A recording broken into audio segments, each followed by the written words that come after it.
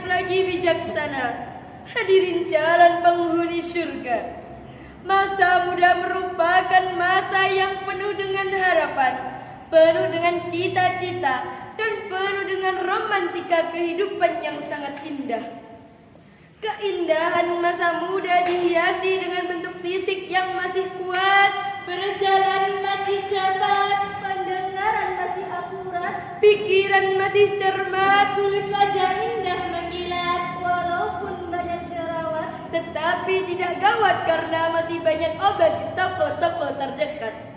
Oleh karena itu, pantas bila para pemuda dan para remaja merupakan salah satu penentu maju dan mundurnya suatu peradaban. Sebab terbukti sejak dulu kala, saat ini maupun saat yang akan datang, sesuai dengan fitrahnya, remaja dan pemuda merupakan tulang punggung umat manusia, penerus estafet terhadap agama.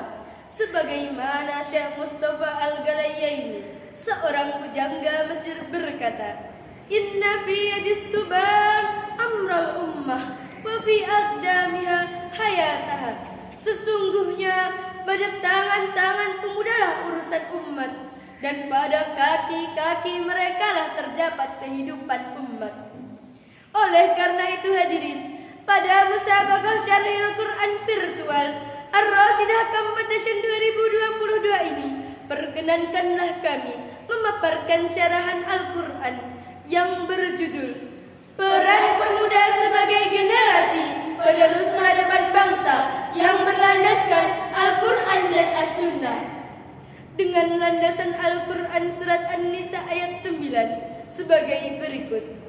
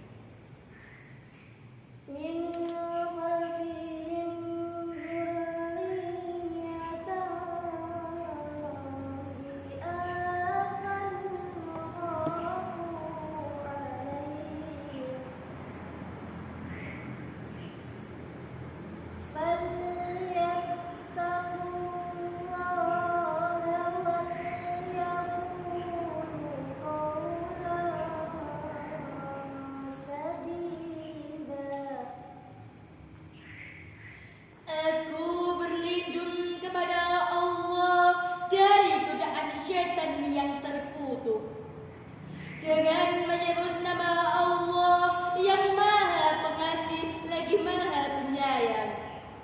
Dan hendaklah takut orang-orang yang seandainya meninggalkan di belakang mereka anak-anak yang lemah, yang mereka takut terhadap kesejahteraan mereka. Oleh sebab itu, hendaklah mereka bertakwa kepada Allah, dan hendaklah mereka mengucapkan perkataan yang benar. Menurut ayat di atas, jelas-jelas Allah Subhanahu wa taala memperingatkan kepada manusia supaya tidak meninggalkan generasi yang lemah, baik fisik, mental ataupun intelektual, karena ini bisa menyebabkan kemunduran. Apabila generasi yang ada saat ini maupun saat yang akan datang memiliki kelemahan dalam hal-hal tersebut, maka bisa dipastikan mereka mudah terhanyut dalam gelombang kemerosatan moral yang disebabkan oleh pergaulan yang bebas dan penyalahgunaan media. Karena modal utama mereka dalam membentengi diri adalah tingkat intelektualitas yang tinggi serta pemahaman manfaat dan mudarat dari sebuah pergaulan dan media. Sehingga hal ini bisa memudahkan remaja dan pemuda dalam proses filtralisasi budaya, sehingga mereka terbebas dari taklid buta alias terbebas dari budaya ikut-ikutan. Oleh karena itu, wajib bagi kami, saya, saudara dan kita semua merasa takut jika meninggalkan anak-anak, generasi dan keturunan yang lemah. Profesor Dr. B.J. Habibie mengatakan, setidaknya ada 5 yang harus kita hindari, yakni dhaiful mal, lemah harta, dhaiful jism, lemah fisik, dhaiful ilmu, lemah ilmu, dhaiful jud, lemah semangat hidup, dan yang sangat ditakutkan adalah dhaiful akhlak, lemah akhlak. Hadirin, jika 5 kelemahan tersebut melekat pada generasi saat ini, maka bisa dipastikan mereka bukan sebagai pelopor pembangunan, melainkan sebagai virus pembangunan, penghambat pembangunan, bahkan penghancur pembangunan. Pemuda yang seharusnya membangun negeri ini malah merusak negeri ini. Hadirin sekalian, lihatlah kelakuan pemuda-pemuda zaman sekarang. Rokok dijadikan camilan, Narkoba dijadikan minuman, bahkan pacaran pun sudah dihalalkan. Na'udzubillah, Summa na'udzubillahi min dzalik. Insinyur Soekarno, sang bapak proklamator, pernah berkata, beri aku 10 pemuda, niscaya akan kuguncangkan dunia. Sejarah tersebut mengajarkan kepada kita semua selaku remaja dan pemuda saat ini agar memiliki semangat juang yang tinggi serta tanggung jawab yang penuh terhadap kelangsungan hidup umat manusia dan agama. Sebab Subhanul Yaum Rijalul God, the young today is the leader tomorrow. Pemuda hari ini adalah jago-jagonya pemimpin yang akan datang. Sebagaimana firman Allah di dalam surat Al-Kahfi ayat 13 sebagai berikut. nahnu naqussu 'alaika naba'ahum bil haqq, innahum fityatun amanu bi rabbihim wa zidnahum huda. Shadaqallahul azim.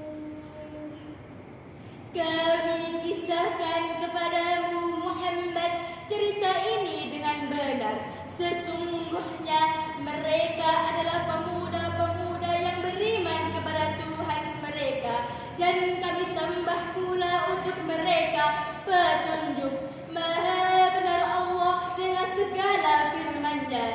Hadirin rahimakumullah, Imam Ali As-Sabuni dalam kitab Sofatut Tafasir memberikan syarahan terhadap ayat tersebut dengan redaksi, nahnu naqussu 'alaika ya Muhammad khabaruhum al-ajib ala wajhis shadiq bila ziyadah wala naqsan, yaitu kami kisahkan kepadamu wahai Muhammad berita aneh mereka menurut perjalanan yang benar, tidak ditambah dan tidak dikurangi sedikit pun. Dengan demikian, ayat tersebut merupakan suatu berita dari Allah SWT yang berisi tentang kisah pemuda Ashabul Kahfi. Ashabul Kahfi dapat kita jadikan uswah terutama bagi remaja dan pemuda saat ini. Ashabul Kahfi merupakan simbol personifikasi pemuda-pemuda beriman teguh pendirian, kuat mempertahankan iman, pemuda-pemuda gagah yang pandai mempertahankan akidah, dan pemuda-pemuda idaman pintar yang membela keyakinan. Mereka lebih baik mati berkalang tanah daripada mati bercermin bangkai. Oleh karena itu, selaku generasi saat ini maupun saat yang akan datang, mari kita sisingkan tangan, langkahkan kaki ke depan, bekerja, dan bekerja. Sebagaimana Dr. Muhammad Sulaiman Al-Ashari dalam Subdat At-Tafsir min Fadil Qadir menjelaskan, setidaknya ada 5 olah yang harus kita kerjakan, yakni olah rasa agar iman melekat, Olah rasio agar ilmu meningkat, Olahraga agar badan sehat, olah usaha agar ekonomi kuat, dan olah kinerja agar produktivitas meningkat. Hadirin rahimakumullah, demikianlah syarahan yang dapat kami sampaikan. Terima kasih atas segala perhatian dan mohon maaf atas segala kekurangan. Wallahu muwaffiq ila aqwamit thariq. Summa assalamu alaikum warahmatullahi wabarakatuh.